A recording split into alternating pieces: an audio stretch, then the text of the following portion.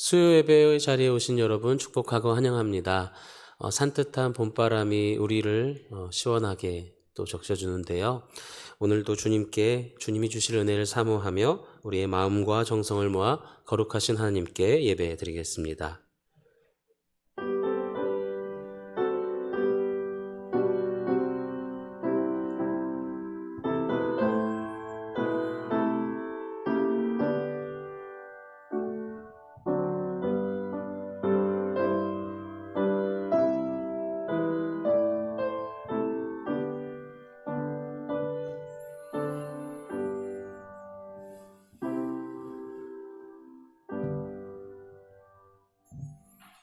거룩하신 하나님 아버지, 이 시간 주님의 은혜를 사모하여 예배의 자리로 나왔습니다.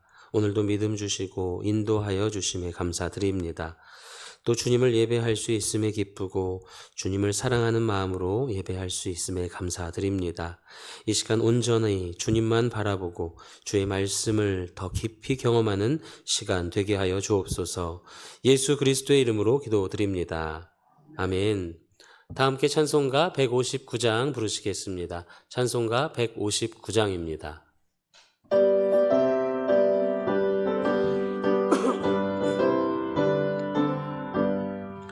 기뻐 찬송하세 주님 부활했네. 그 무덤의 권세 다 깨뜨렸네. 찬송하고 전파하세 대속하신 주님. 할렐루야 찬송하세 다시 사셨도다. 기뻐 찬송하세 밝은 빛이 왔네. 그 어둠의 권세 다 이기셨네. 찬송하고 전파하세 대속하신 주님. 할렐루야 찬송하세 다시 사셨도다. 기뻐 찬송하세 주님 피를 흘려 그 속량할 값을 다 치르셨네. 찬송하고 전파하세 대속하신 주님. 할렐루야 찬송하세 다시 사셨도다. 기뻐 찬송하세 죄를 사했으니 그 속죄한 은혜 다 찬송하세. 찬송하고 전파하세 대속하신 주님. 할렐루야 찬송하세 다시 사셨도다.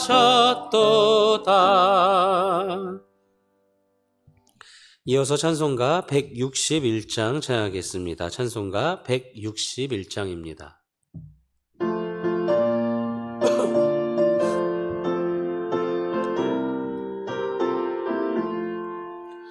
할렐루야 우리 예수 부활 승천하셨네.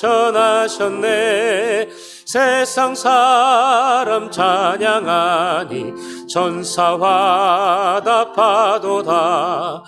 구주 예수 부활하사 사망 권세 이겼네. 구주 예수 부활하사 사망 권세 이겼네. 할렐루야 우리 예수 왕의 왕이 되시고 우리들의 중보 대신 성령 증거하시네.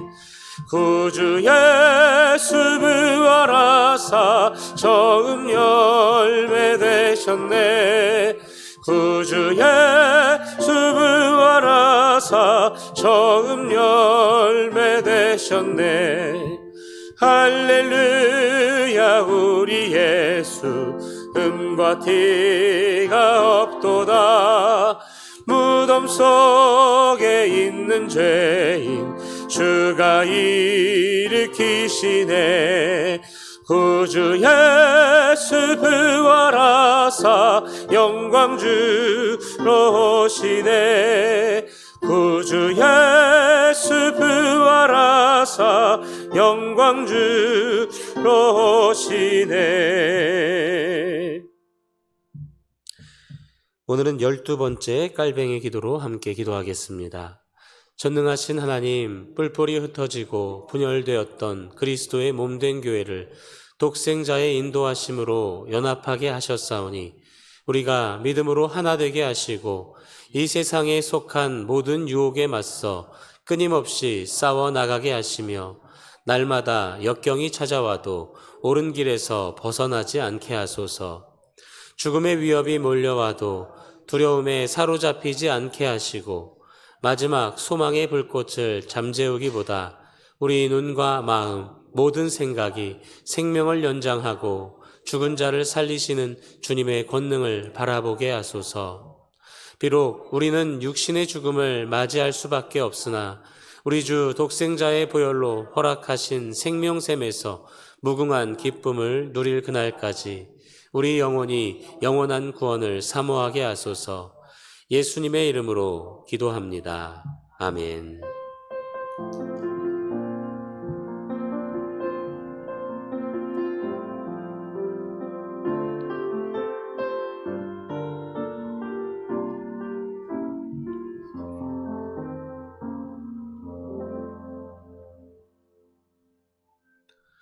하나님께서 오늘 우리에게 주신 말씀은 사도행전 17장 16절에서 34절의 말씀입니다. 사도행전 17장 16절에서 34절의 말씀입니다. 신약성경 217쪽에 있습니다. 이제 하나님의 말씀을 봉독하겠습니다. 하나님의 말씀을 경청하시기 바랍니다. 바울이 아덴에서 그들을 기다리다가 그 성에 우상이 가득한 것을 보고 마음에 격분하여 회당에서는 유대인과 경건한 사람들과 또 장터에서는 날마다 만나는 사람들과 변론하니 어떤 에피쿠루스와 스토아 철학자들도 바울과 쟁론할세 어떤 사람은 이르되 이 말쟁이가 무슨 말을 하고자 하느냐 하고 어떤 사람은 이르되 이방신들을 전하는 사람인가 보다 하니 이는 바울이 예수와 부활을 전하기 때문이러라. 그를 붙들어 아레오바고로 가며 말하기를 내가 말하는 이 새로운 가르침이 무엇인지 우리가 알 수 있겠느냐. 내가 어떤 이상한 것을 우리 귀에 들려주니 그 무슨 뜻인지 알고자 하노라 하니 모든 아덴 사람과 거기서 나그네 된 외국인들이 가장 새로운 것을 말하고 듣는 것 이외에는 달리 시간을 쓰지 않음이더라. 바울이 아레오바고 가운데 서서 말하되 아덴 사람들아 너희를 보니 범사에 종교심이 많도다.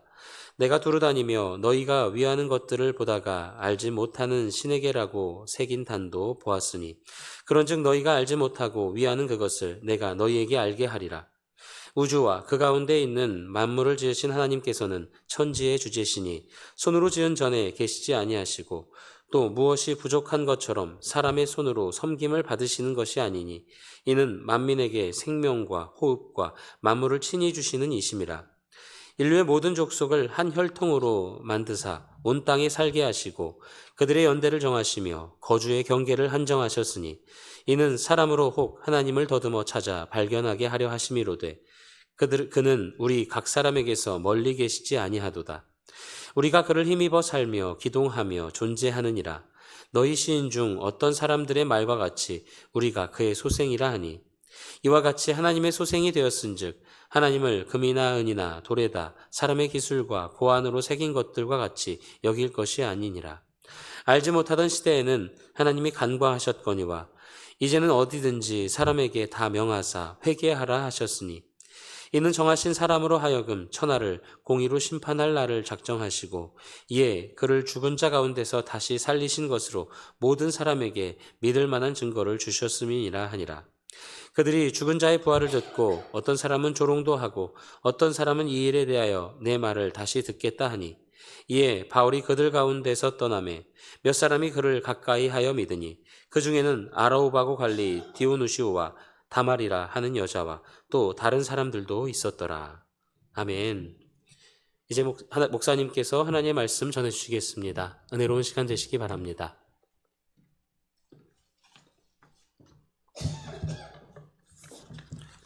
먼저 광고 말씀드리겠습니다. 제가 이번 주 돌아오는 주일에는 우리 교회 학교 순회 설교하게 되는데요. 교회 학교 위해서 기도해 주시기 바라고, 여러분들께서 기도해 주셔서 정기노회는 은혜 가운데 잘 마치게 되었습니다. 진심으로 감사를 드립니다. 그리고 여전도의 단합대회가 이번 주 주일날 있는데요. 교회에서는 2시 20분에 출발합니다. 함께 아주 기쁘고 좋은 교제가 이루어지는 귀한 시간 되시기 바랍니다. 그리고 박환창 안수 집사님하고 최정희 원사님이 차를 타고 가시다가 뒤에서 자동차가 들이박아가지고요, 그 교통사고가 나셨어요. 그런데 교통사고가 났는데 다행히 크게 다쳤는지 다치지 않았는지 이제 그 명확하게 아마 그 의사 진단이 필요한 모양입니다. 그런데 박환창 집사님은 그런 대로 괜찮다고 하시는데 최정희 원사님이 조금 더 안 좋으신 것 같아요. 여러분들께서 기도해 주셔서 잘 회복될 수 있도록 함께 해주시면 대단히 감사하겠습니다. 같이 기도하겠습니다. 하나님 아버지, 감사합니다. 오늘 또 주님의 말씀 앞에 섭니다. 사도 바울의 선교 행적을 바라보며 우리 자신을 다시 한번 신앙적으로 점검하고 주님 앞에 우리 자신의 신앙을 바로 세우길 원합니다. 주님께서 은총을 더하여 주시옵소서. 박환창 집사님, 최정희 원사님 건강하게 회복될 수 있도록 인도하여 주시옵고, 우리 모두 살아가는 날들 속에서 하나님이 지켜주시고 회복시켜 주시고 치료해 주시고 그리고 함께 해주시는 귀한 복을 누릴 수 있도록 인도하여 주시옵소서. 예수님 이름으로 간절히 기도드립니다. 아멘. 오늘은 여러분들이 잘 아시는 바울의 아덴 설교입니다. 그런데 이 바울의 아덴 설교에 대해서 우리가 다소 폄하하는 그런 경향이 있습니다. 사도 바울의 이 아덴 설교, 그리고 정확히는 아레오바고 언덕에서 이 설교는 사도 바울의 선교 역사와 그리고 기독교 역사에 있어서 굉장히 중요한 축을 하나 세우는 아주 중요한 의미가 있는 말씀이라고 볼 수 있습니다. 내용이 길어서 내용 자체를 전부 다 점검하기는 어렵겠고요. 아주 중요한 줄기를 좀 한번 보도록 하겠습니다. 먼저 18절을 보십시오. 어떤 에피쿠로스와 스토아 철학자들도 바울과 쟁론할세 어떤 사람은 이르되 이 말쟁이가 무슨 말을 하고자 하느냐 하고, 어떤 사람은 이르되 이방신들을 전하는 사람인가 보다 하니 이는 바울이 예수와 부활을 전하기 때문이라, 이렇게 말씀합니다.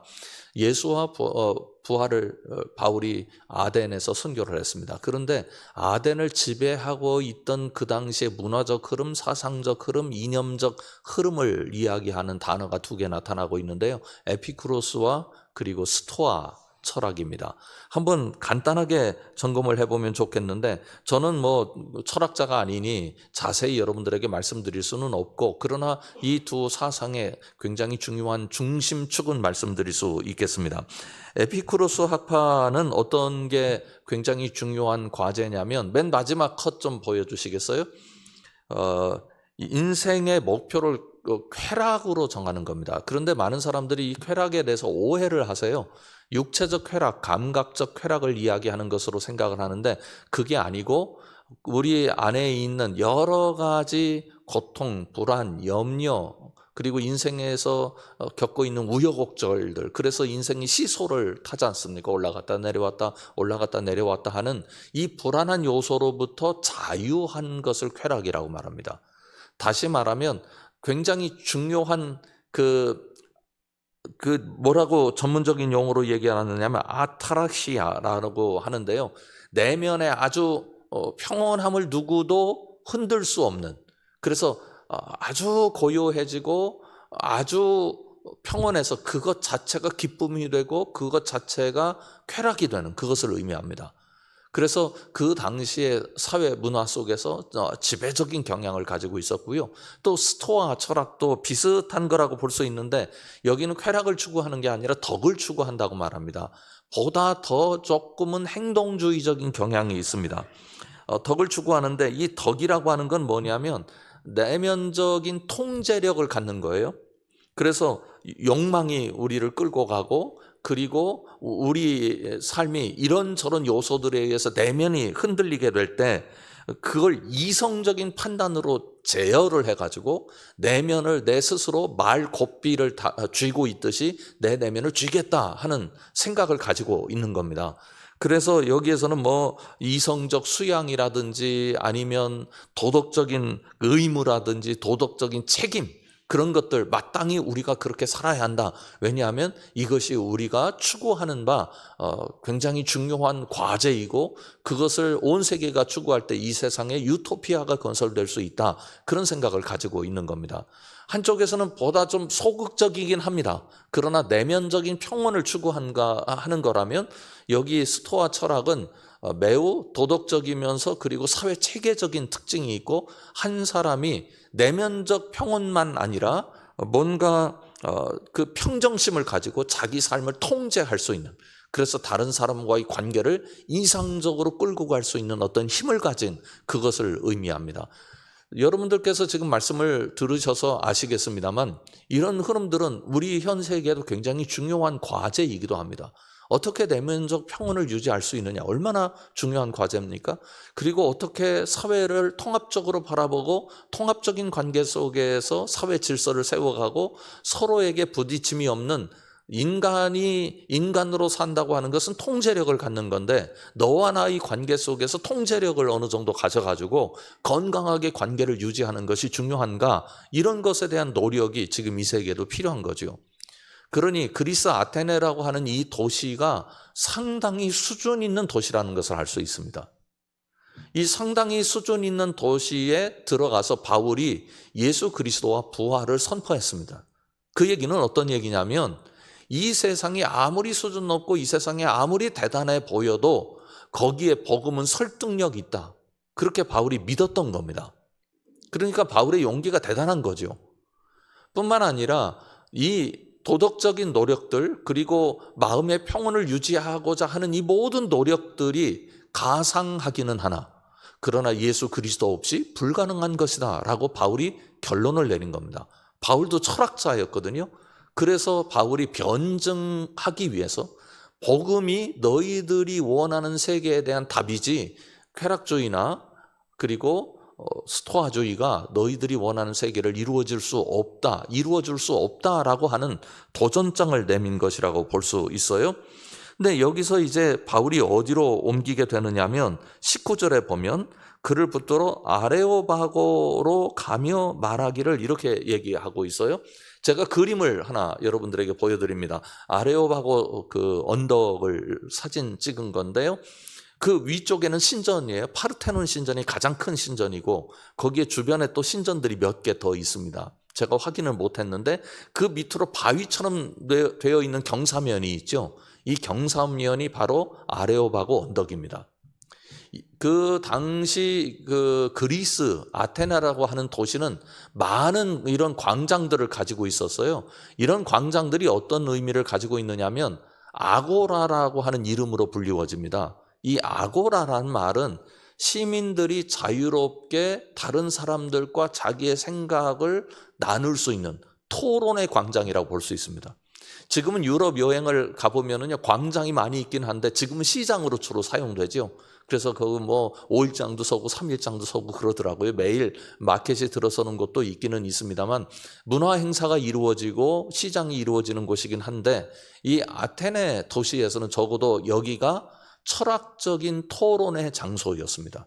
그런데 누구도 낄 수 있느냐? 시민들이 낄 수 있다는 겁니다. 이게 중요한 거예요. 여기서 민주주의가 얼마나 아름답게 세워지게 되었습니까? 그런데 이 민주주의라고 하는 틀은 백성들의 소리가 이 세상의 운영과 이 세상의 주의, 철학, 이즘 이런 것에 반영될 수 있다는 거거든요. 철학자들만 나서서 자신들의 철학을 강조하고 여러분들은 그런 철학대로 따르는 게 좋습니다.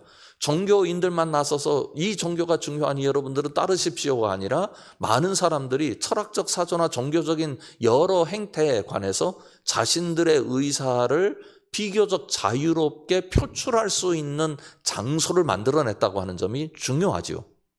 이 얘기를 제가 왜 말씀드렸냐면 바울이 지금 아테네라고 하는 수준 높은 도시에 도전하고 있다는 말씀 드렸지 않습니까? 그런데 두 번째 도전은 철학적인 사변 속에서 철학적인 토론 혹은 뭐 그 당시의 문화적인 토론, 사회적인 어떤 토론 속에서도 예수 그리스도의 죽음과 부활은 분명하게 하나님의 역사로 나타날 수 있다 믿었다는 겁니다. 여러분, 우리가 이 세상에 살면서 주눅들지 말아야 하는 이유는 우리가 가진 재주 때문이 아닙니다. 우리가 가진 돈 때문도 아닙니다. 우리가 가진 지위 때문도 아닙니다. 우리가 가진 복음 때문입니다. 복음이 능력이고 복음이 최고의 가르침이고 복음 외에는 어떤 방법으로도 생명을 얻을 길이 없다고 하는 것을 우리가 확신할 수 있다면 우리가 삶의 어떤 상황에 놓여 있든지 그 복음으로 인한 당당함, 복음으로 인한 용기, 복음으로 인한 자기 절제력, 복음으로 인한 하나님 앞에서의 기쁨, 복음으로 인한 평안, 이런 것들을 누릴 수 있어야 되죠. 우리의 기도가 거기에 집중될 필요가 있어요. 하나님, 제가 복음 때문에 어디서도 당당하게 해 주십시오. 제가 복음 때문에 어디서도 품위 있게 해 주십시오. 제가 복음 때문에 어디서도 기쁘게 해 주십시오. 제가 복음 때문에 어떤 상황 속에서도 평안하게 해 주십시오. 복음이 이 모든 것을 넘어서는 능력인 줄 믿습니다. 이렇게 가야 우리의 신앙이 이 땅에서 빛나고 아름다울 수 있습니다. 바울은 그런 사람들이었어요. 그런데 바울이 여기서 이제 굉장히 중요한 선교적 전환을 이루게 되는데요. 어떤 전환들이냐면 가령 22절을 보십시오. 22절에 보면 바울이 아레오바고 가운데 서서 말하되 아덴 사람들아 너희를 보니 범사에 종교심이 많도다. 그런데 21절에 보면 모든 아덴 사람과 거기서 나그네 된 외국인들이 가장 새로운 것을 말하고 듣는 것 이외에는 달리 시간을 쓰지 않음이더라. 이 이야기는 그 당시 문화적 풍토를 바울이 완벽하게 이해했다는 겁니다. 제가 제일 처음에 이제 선교사님들과 함께 일을 하게 될 때 전에 교회에서 전임 전도사 시절에 선교사님을 파송하는 일에 같이 참여를 했습니다. 그런데 선교사님을 파송을 하는데 가서 1년 동안 언어만 배우더라고요. 그 당시는 어떤 생각을 가졌었느냐면 아니 선교하러 갔으면 선교해야지 무슨 언어 배우는데 저렇게 시간을 많이 써? 시간을 쓰면은 언어를 배우고 싶으면 같이 살아가면서 선교하면서 하는 거지, 그런 생각을 했거든요. 그런데 전혀 아니었습니다. 언어가 되지 못하면 그 사람들을 이해를 못합니다. 그 사람들의 문화를 해석할 수 있는 능력이 없습니다. 그런 상태에서 우리가 선교의 일을 하게 되면 그걸 뭐라고 하느냐면 식민 선교를 한다, 그렇게 얘기를 합니다. 우리 것을 거기다 심어놓는 거지 진정한 의미에서의 선교가 아니죠. 그 사람들을 어떻게 사랑하는지, 그 사람들에게 뭐가 필요한지, 그 사람들의 아픔은 무엇인지, 그 사람들의 눈물은 무엇인지, 그 사람들은 무엇 때문에 좋아하는지, 그 사람들은 무엇 때문에 싫어하는지를 알아야 예수 그리스도의 복음을 그들에게 설명할 수 있는 도구를 가질 수 있을 것 아닙니까? 아니 밥을 먹어도 수저 젓가락이란 도구가 필요한데 선교를 하는데 어떻게 도구를 장착하지 않고 선교를 합니까? 그건 무지한 선교죠. 사도 바울이 여기서 선교적 전략을, 굉장히 중요한 선교적 전략을 많은 사람들에게 알려주는 선교적 모범이 된 것입니다. 아테네가 어떤 도시고 거기에 있는 사람들은 어떤 사람들이고 거기에 문화적 수준은 어떤 거고 어떤 언어를 사용할 때 그들이 그 이야기를 알아들을 수 있는지 28절로 내려가 보십시오. 28절에 보면 재밌는 표현이 나옵니다. 우리 다 같이 한번 읽어보겠습니다. 시작.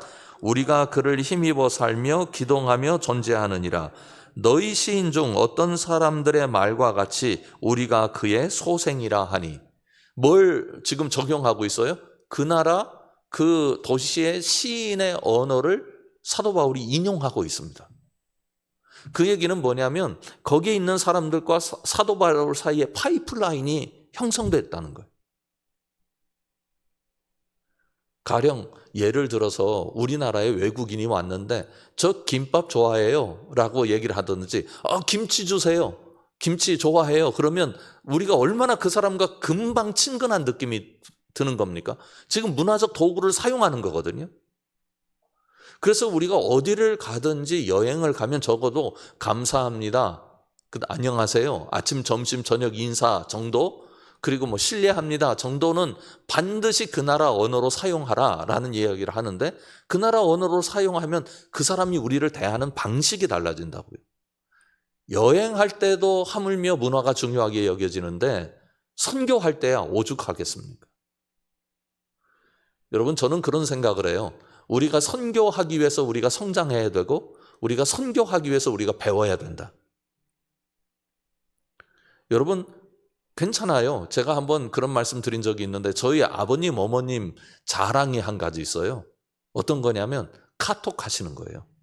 우리 해피 시니어 그룹에서도 많이 배우시잖아요. 저희 아버님이 이제 92세신데 그 연세에는 카톡 하시는 분들이 별로 없다고요. 그러니까, 그런데 그게 불가능한 일이냐? 저희 아버님 하시면 다 하실 수 있는 거예요. 그런데 도전을 안 하시는 것뿐이죠. 제가 무슨 말씀을 드리고 싶어서인가 하면, 여러분들이 지금 현재의 삶 속에서 보다 더 앞선 삶을 향한 의지를 가지시라, 그 말씀입니다. 그럼 젊어질 수 있습니다. 그런데 더 중요한 건 우리의 언어에 힘이 실립니다. 사도 바울이 이곳에 가서 그런 선교를 하는 바람에 사도 바울의 아덴 설교가 실패한 선교로 보입니다만 그렇지 않습니다. 34절로 한번 내려가 보겠습니다. 34절 우리 다 같이 읽어볼까요? 몇 사람이 그를 가까이 하여 믿으니 그 중에는 아레오바고 관리 디오누시오와 다마리라 하는 여자와 또 다른 사람들도 있었더라. 폭발적인 역사가 나타난 건 아닙니다. 원래요, 지식인들은 폭발하지 않습니다. 체면 지키려고 굉장히 노력을 하죠. 그래서 자기가 받아들인 사실에 대해서 확실하게 자기 동의가 되지 않으면 그걸 내가 확신 가운데 붙잡지 않는다고요. 지식인들의 공통적인 특징 아닙니까? 그런데 이 사람들이 예수 그리스도를 믿게 되었고, 결국은 이런 사람들이 유럽에서 예수 그리스도를 전파하는데 결정적인 역할을 하게 된 거죠. 그런데 사도 바울이 이렇게 복음을 전하면서 이런 사람들로 하여금 예수 그리스도를 받아들이게 한 데는 단순히 부활과 십자가만 전한 것이 아니었기 때문이라는 사실을 알고 있습니다. 24절을 가보십시오. 24절을 보면 우주와 그 가운데 있는 만물을 지으신 하나님께서는 천지의 주제시니 손으로 지은 전에 계시지 아니하시고, 여기서 두 가지를 얘기하고 있어요. 첫 번째 얘기는 어떤 거냐면 이 세상의 기원이 하나님이시다 하는 겁니다. 철학자들의 굉장히 중요한 과제가 뭐가 있느냐? 우리의 기원이 어디 있느냐? 이 세상의 기원이 어디 있느냐? 중고등학교 때 배우셨잖아요. 어떤 사람은 이 우주의 모든 만물의 기원이 뭐라 그래요? 불이라고 하기도 하고 물이라고 하기도 하고, 뭐 그런 것들을 찾아내려고 열심히 노력하지 않습니까? 그런 사람들에 대해서 너희들이 알고 있는 답이 정답이 아니고 하나님이 정답이다, 그 얘기를 하고 있는 거고요. 그 다음에 두 번째로는 신전에 관한 이야기를 하고 있는 겁니다. 아까 아레오바고 언덕 위만 봐도 신전이 한 4-5개가 거기 있는 것 같아요. 그런데 이런 신전들에서 그들이 신을 섬긴단 말이죠. 근데 하나님은 그 정도 수준의 하나님이 아니다. 무슨 말씀이냐면 신전을, 신의 위대함을 사람들에게 증거하기 위해서 규모를 넓힙니다.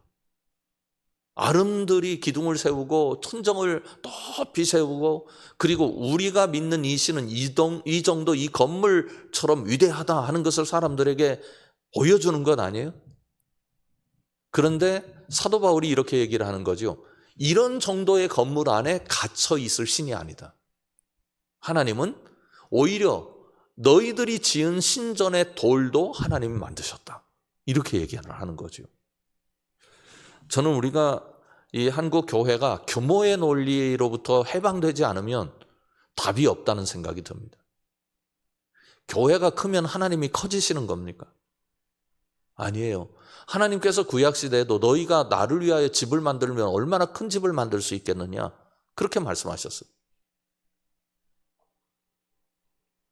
저는 우리 한국 교회, 특별히 뭐 다른 교회는 그만두고 우리 교회가 우리의 규모를 자랑하는 교회가 아니라 하나님의 규모를 자랑할 수 있는 교회 될 수 있기를 주님의 이름으로 축원합니다. 내가 믿는, 나 혼자서 믿는 하나님이라도 그 하나님은 우주 만물을 지으신 이 세상의 창조주십니다. 우리가 하나님을 결정하는 게 아니거든요. 하나님에 의하여 우리가 결정되는 거죠. 그 다음에 26절을 보십시오. 26절을 보면 다 같이 한번 읽어보겠습니다. 인류의 모든 족속을 한 혈통으로 만드사 온 땅에 살게 하시고 그들의 연대를 정하시며 거주의 경계를 한정하셨으니.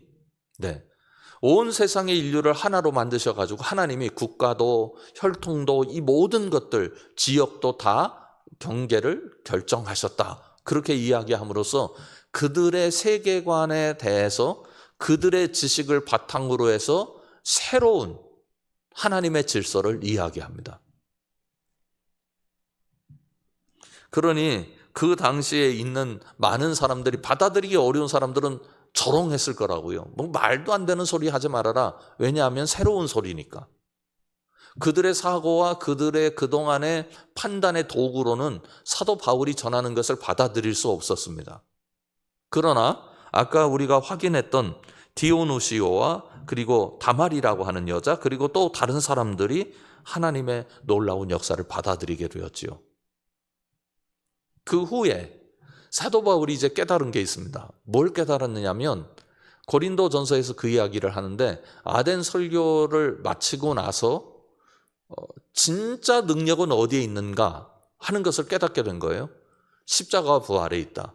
결국은 그 많은 이야기들을 통해서 사도 바울이 설교를 했지만 그거를 받아들이는 사람들은 결국 뭘 인정했기 때문입니까? 십자가와 부활을 인정했기 때문이죠.